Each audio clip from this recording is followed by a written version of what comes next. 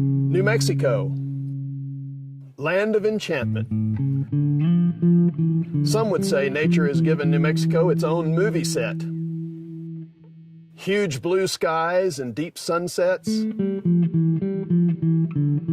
rivers, canyons and mountains, forests, grasslands. 300 days of sunshine a year and some of the best light in America.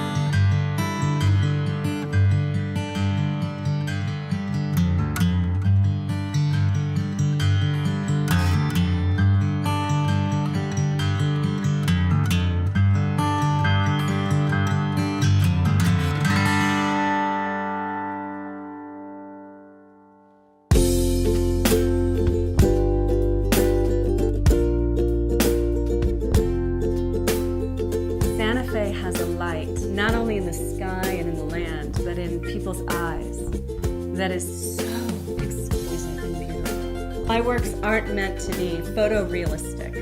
They are spirit captures. They're meant to suggest the divinity in another person, the God that I see in you, or the beauty that I see in you. My first project in New Mexico was the Spirit of Santa Fe, highlighting people who contribute to this community and use their lives in service to one another. New Mexico is the most beautiful place I've ever been, and it's been my love affair for 8 years.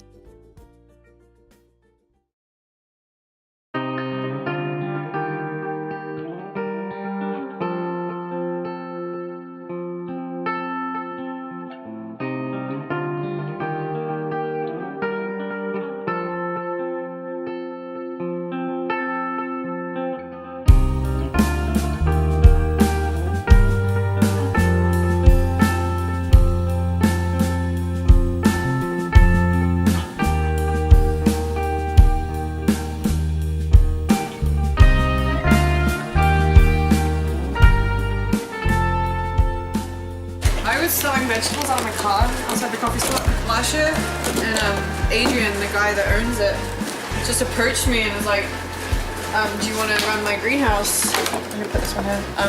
Next year, because I can't do it for whatever reason.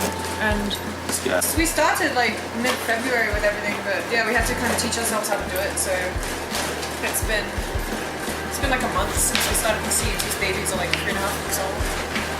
To hold the heat in. It gets so cold at night that yeah, they need protection from the elements. But also the water then yeah, it stays more evaporates. moist as well, because we're in the desert. You need to keep in the moisture as much as possible. They're called bato buckets. They're filled with perlite, and that's what the plants grow in. Instead of soil, they grow in this stuff. And then the water. So you feed them, come out, the water comes out in a drip.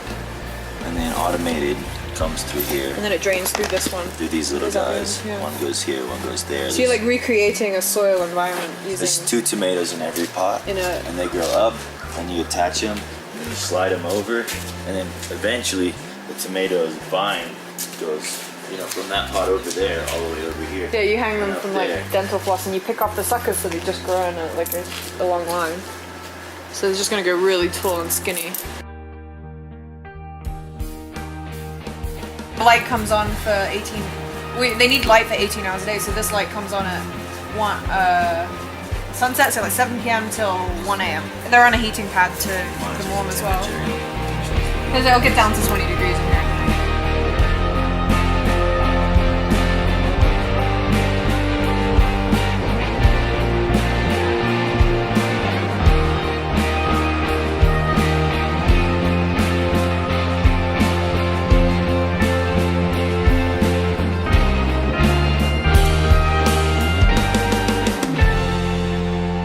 When you look at the land grants, we have to divide the land grants in two sections, where the common lands that belong to everybody, but the common lands usually is you never planted chili there because you didn't have water. So the only place that you planted chili were what were called the suertes, and the suertes is a land below the acequia that has water. So that's where chili plants were planted. Above the acequia, you could grow corn and wheat or other grains, but you couldn't grow chili unless you have irrigation, because chili requires more water than the other crops.